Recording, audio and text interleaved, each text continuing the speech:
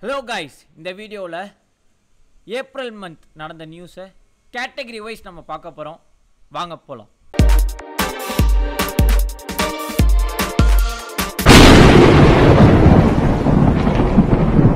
First world news என்னன்னா, unfortunately Pope Francis நம்ம எல்லாரையும் விட்டு போயிட்டாருங்கிறது தான் first news. He died in Vatican City.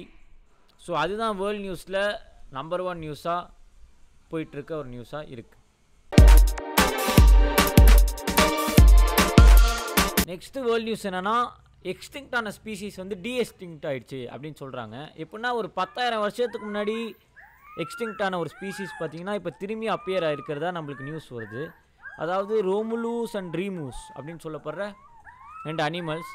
இந்த கேம் ஆஃப் த்ரோன்ஸில் நான் உல்ஃபாக பார்த்தது, இப்போ திரும்பி அதே மாதிரி அனிமல்ஸ் பார்க்குறதுக்கு ஒரு மாதிரி வித்தியாசமாக இருக்குது.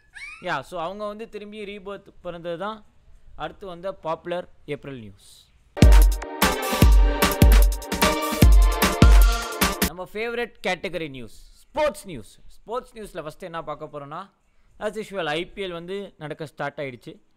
ஸோ அது ஸ்டார்ட் பண்ண உடனே இப்போ ஒரு யங் பிளேயர், ஏஜ் 14 தான் இருக்கும், சூரியவம்ஷின்னு சொல்கிறவர் யங் வயசுலேயே செஞ்சுரி அடித்தது பார்த்திங்கன்னா வேர்ல்டே ஒரு மாதிரி சுந்தர் பிச்சை வரையும் பாராட்டியிருக்காங்க அப்படிங்கிற நியூஸ் தான் நம்மளுக்கு வந்த நெக்ஸ்ட் ஸ்போர்ட்ஸ் நியூஸ். அது மட்டும் இல்லை, இப்போ இந்த பாகிஸ்தான் இந்தியா உங்களுக்கு தெரியும்ல, பழகுன டெரர் அட்டாக், அது வந்து பார்த்திங்கன்னா இப்போ வந்து கிரிக்கெட்டர்ஸையும் அது வந்து பாதிக்கிற மாதிரி ஆயிடுச்சு. எப்போன்னா இப்போ பாகிஸ்தான் கிரிக்கெட்டர்ஸ் வந்து அக்கௌண்ட் வந்து இந்தியாவில் வந்து பேன் ஆகிடுச்சு, இன்ஸ்டாகிராம் அக்கௌண்ட்டு. ஸோ இது வந்து பார்த்திங்கன்னா இதுக்கும் கிரிக்கெட்டுக்கும் சம்மந்தமே இல்லை, we are cricketers, we are not டெரரிஸ்ட்டுங்கிற மாதிரி பாகிஸ்தான்லேருந்து பாபர் அசாம் வந்து ஒரு ஸ்டோரி மாதிரி போட்டதெல்லாம் வந்து இப்போ கொஞ்சம் ஃபேமஸாக போயிட்டுருக்கு.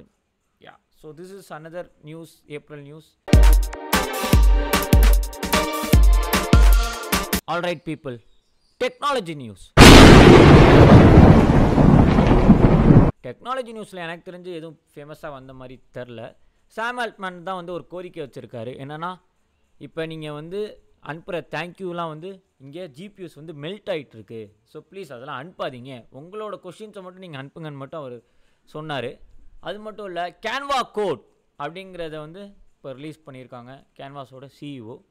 நெக்ஸ்ட் வேறு என்னன்னா, அதான் இப்போ பேட்டா வெர்ஷன் அடுத்து வரப்போகுது, க்ரோக்கோட பேட்டா வெர்ஷன், நெக்ஸ்ட்டு பேட்டா வெர்ஷன் இலான் மஸ்க் ரிலீஸ் பண்ணுறதா அறிவிச்சிட்டாரு. ஐ திங்க் நெக்ஸ்ட் வீக், இந்த வீக் தான் வரப்போகுதுன்னு நினைக்கிறேன். இது மட்டும் இல்லை, வேறு ஏதாவது டெக்னாலஜி நியூஸ்னால், இப்போ ஏஐ ரிலேட்டடாக பார்த்தீங்கன்னா ஏஐலே அந்த சண்டை போயிட்டுருக்கு, அடுத்தடுத்த வெர்ஷன் ரிலீஸ் பண்ணிட்டே இருக்கானுங்க, நம்மளும் புரியாமல் ஐபிஎல் பார்த்துட்ருக்குறோம். ஸோ பேசிக்கலி என்ன சொல்ல வரேன்னா, இப்போ மார்க் சக்கர்பர்க் ஒரு சொன்னதாக ஒரு நியூஸ் வந்துச்சு. என்னன்னா, இன்னும் 1.5 வருஷம்தான் நாங்கள் கோடஸை மிடில் வேர் கோடஸ்னால் இப்போ மிடில் இருக்காங்களே, மிடில் ரேஞ்சில் இருக்க கோடஸ்லாம் நாங்கள் ரீப்ளேஸ் பண்ணிடுவோம் அப்படிங்கிற நியூஸ் வந்து டெக்னாலஜியில் வந்து ஒரு பெரிய பூம் ஆகிட்டு இருக்க ஒரு ஸ்டேட்மெண்ட்டாக அது தெரியுது. Suicide news.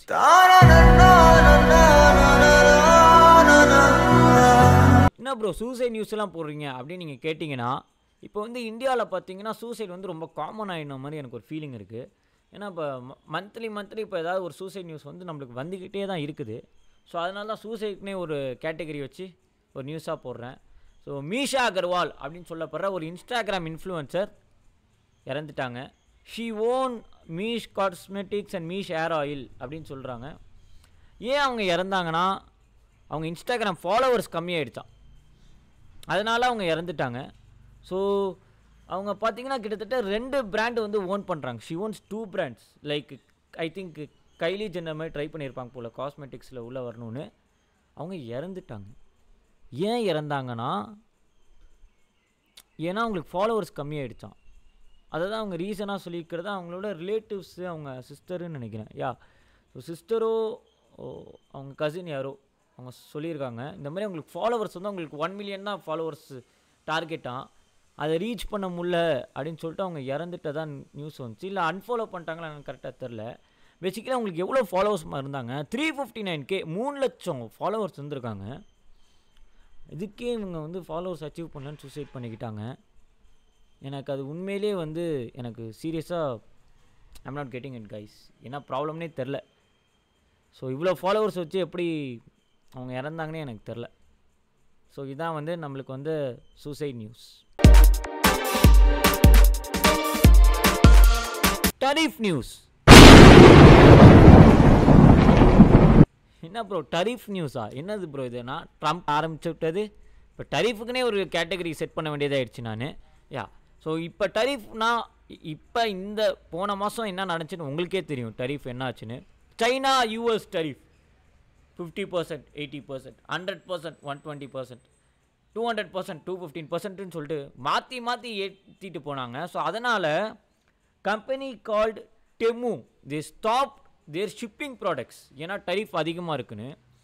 ஸோ இப்போ வந்து ட்ரம்ப் என்ன பண்ணுறாரு, நான் வந்து அவர்கிட்ட போய் பேச போகிறேன், காம்ப்ரமைஸ்க்கு நாங்கள் வரப்போகிறோம், நாங்களும் சைனாவுங்கிற மாதிரி. சைனா பிரசிடெண்ட் வந்து ஜிங்பிங்கில், சைனாவோட பிரசிடெண்ட்டும் யூஎஸ் பிரசிடெண்ட்டும் நாங்கள் காம்ப்ரமைஸ் வாங்க போகிறோங்கிறாங்க. பட் ஆனால் அதை பற்றி அவங்க பேசின மாதிரி எனக்கு தெரில. ஆனால் டரிஃபு போயிட்டே தான் இருக்குது. வார் நியூஸ். ரஷ்யா உக்ரைன் வார் சீஸ்ஃபயரில் முடிய போகிறதா நம்மளுக்கு நியூஸ் வருது. ட்ரம்ப் என்ன சொல்கிறாரு, புட்டின் வந்து காம்ப்ரமைஸ்க்கு வர்றாரு, பட் ஆனால் ஜெலன்ஸ்கி வர மாட்டாரு அப்படின்னு சொல்கிறாரு.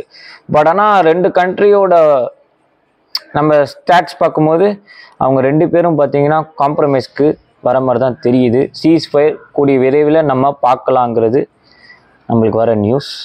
பட் ஆனால் முன்னாடியே சீஸ்ஃபயர் ஆயிடுச்சாங்கிறது எனக்கு தெரில. பட் ஆனால் அஃபிஷியலாக இன்னும் அனௌன்ஸ் பண்ணாங்களான்னு கேட்டால் எனக்கு தெரிஞ்ச அனௌன்ஸ் பண்ண மாதிரி எனக்கு எதுவும் தெரியல.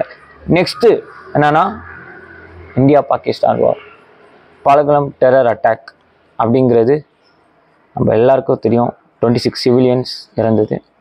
இது மட்டும் இல்லாமல் ஒய்ஃப் கிட்ட போய் ஹஸ்பண்ட் இறந்ததை கண்ணுக்கு முன்னாடி ஒய்ஃப் பார்த்து நான் உங்கள் பிஎம்கிட்ட சொல்லுன்னு சொல்லி அந்த டெரரிஸ்ட்டு சொன்ன மாதிரிலாம் வந்து நியூஸ் வந்துச்சு. இட்ஸ் நாட் அபவுட் அவங்க கரெக்டாக பார்த்தீங்கன்னா இந்துஸாக பார்த்து கொண்டிருக்கிறாங்க. ஏன்னா நம்மளுக்குள்ள சண்டை வரணும் அப்படிங்கிறதுக்காக பர்ஃபெக்டாக கணிச்சு கொண்ட மாதிரி இருக்குது. இதுக்கு முன்னாடி பாகிஸ்தானும் ஆர்மியே இருக்குது, பாகிஸ்தானே இருக்குங்கிற மாதிரி இந்தியாவில் பேசிக்கிட்டு இருக்கிறாங்க. ஏன்னா நம்மளுக்குள்ள ரிலீஜன் சண்டையை கொண்டு வரணுக்காக. It's not about religion attack, it's about terrorist attack. So நம்ம எல்லாம் புரிஞ்சுக்க வேண்டியது இதில் ஒன்று தான். It's all about terrorism. அதை நம்ம கண்டிப்பாக புரிஞ்சுக்கணும். அது நீங்கள் புரிஞ்சுப்பீங்கன்னு எனக்கு கன்ஃபார்மாக தெரியும். ஸோ அது மட்டும் இல்லை, பாகிஸ்தான் பார்த்திங்கன்னா நம்ம வெப்சைட்ஸ் ஹேக் பண்ணுறதா இருக்கட்டும், நம்ம அதுக்கு பதிலாக ஃப்ளட் பண்ணி விடுறதா இருக்கட்டும், உங்களுக்கே தெரியும் யார் பவர்ஃபுல்னு. when it comes to India versus Pakistan. India பின்னாடி யார் நிற்கிறாங்க, பாகிஸ்தான் பின்னாடி யார் நிற்கிறாங்க தெரியும். டர்க்கிலேருந்துலாம் திடீர்னு ஸ்பேஸ் கிராஃப்ட் வந்து ஃபைட்டர் ஜெட்ஸ் வந்து பாகிஸ்தானுக்கு வந்ததாக சொல்கிறாங்க. டர்க்கி இதனால் இப்போ என்ன ஃபேஸ் பண்ண போகுது? ஏன்னா இந்தியாவில் நம்மள்கிட்ட இருக்க ஒரு பெரிய அட்வான்டேஜ் பாப்புலேஷனை வச்சா உங்களுக்கு என்னென்ன கிடைக்கணும் உங்களுக்கே தெரியும். So it's all about population. அது வந்து நம்மள்கிட்ட பேஸே அது வந்து அதிகமாக இருக்குது. அதனால தான் இங்கே ஸ்கேம்ஸ் அதிகமாக நடக்குதுங்கிறது உங்களுக்கு நல்லா தெரியும். ஸோ இந்த இந்தியா பாகிஸ்தான் ப்ராப்ளம்னால கிரிக்கெட்டர்ஸாக இருக்கட்டும், அங்கே இருக்கிற ஆக்ட்ரஸ் செலிப்ரிட்டிஸாக இருக்கட்டும், எல்லாருமே வந்து பாதிக்கப்படுறதா நம்மளுக்கு தெரிய வருது. பட் ஆனால் அவங்களுக்கும் இந்த டெரரிஸ்ட்க்கும் எந்த சம்மந்தமே இல்லைங்கிற மாதிரி அவங்க போஸ்ட் போட்டுக்கிட்டே இருக்கிறாங்க. பட் ஆனால் இது எங்கே போய் முடியும்னு தெரியல. Because India is really angry about this. அதனால் பாகிஸ்தானில் பார்த்திங்கன்னா நிறையா மிலிட்ரி அஃபிஷியல்ஸ் கூட பாகிஸ்தானை விட்டு ஓடிட்டதாக சொல்கிறாங்க. மேபி அவங்க ஏதாவது தப்பு பண்ணியிருக்கலாம், அதை மறைக்கிறதுக்காக அவங்க ஓடி இருக்கலாம். பட் ஆனால் இதை பற்றி நிறையா பேர் நிறையா வீடியோஸ் போடுறாங்க. யூடியூப்லேயும் சரி, இன்ஸ்டாகிராம்லேயும் சரி, ஏகப்பட்ட வீடியோஸ், ஏகப்பட்ட போஸ்ட்டு. பட் ஆனால் நம்ம ஐபிஎல் வந்து ஒரு விதமான டிஸ்ட்ராக்ஷனாக இன்னும் யாருமே மெயின் ஃபோக்கஸ் போடல. பட் ஆனால் எனக்கு தெரிஞ்சு இந்தியன் ஆர்மி வந்து they are going to use their full ஃபோர்ஸுங்கிற மாதிரி நம்மளுக்கு நியூஸ் வந்து தெளிவாக தெரியுது. இன்னும் நெக்ஸ்ட்டு ஒரு 1 வீக்கில் பார்த்தீங்கன்னா நிறையா அட்டாக்ஸ் நடக்க போகிறதா சொல்கிறாங்க. பட் ஆனால் இது எந்த அளவு உண்மை நம்மளுக்கு தெரியல. I am waiting for people to come up with a proper solution for this terrorist group. I want terrorist group to get dissolved. So இதோட ஏப்ரல் மந்தோட நியூஸ் முடியுது. நெக்ஸ்ட் மே மந்த் நியூஸை நம்ம கண்டிப்பாக பார்ப்போம். அது வரைக்கும் உங்களிடம் விடை பெறுவது உங்களின் நான். Thank you guys.